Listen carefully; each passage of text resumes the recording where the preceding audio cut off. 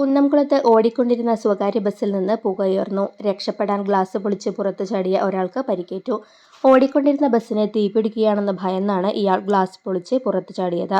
വെള്ളിയാഴ്ച രാവിലെ 8:30ഓടെയായിരുന്നു സംഭവം.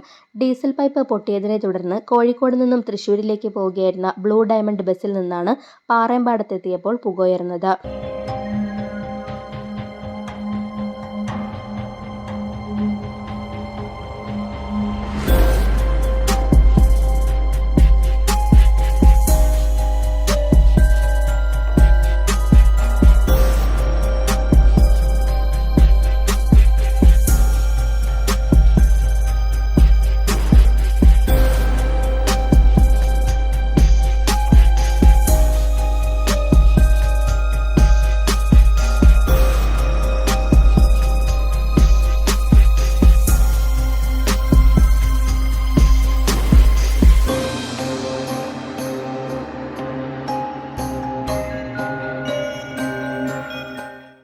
തുടർന്ന് ബസ് നിർത്തി യാത്രക്കാരെയെല്ലാം അതിവേഗം പുറത്തിറക്കിയ ശേഷം കുന്നംകുളം അഗ്നിരക്ഷാസേനയെ വിവരമറിയിച്ചു.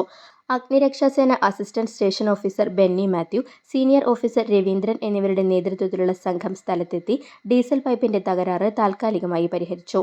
കുന്നംകുളം പോലീസും സ്ഥലത്തെത്തിയിരുന്നു. സംഭവത്തെ തുടർന്ന് ഏറെ നേരം മേഖലയിൽ ഭാഗികമായി ഗതാഗതം തടസ്സപ്പെട്ടു.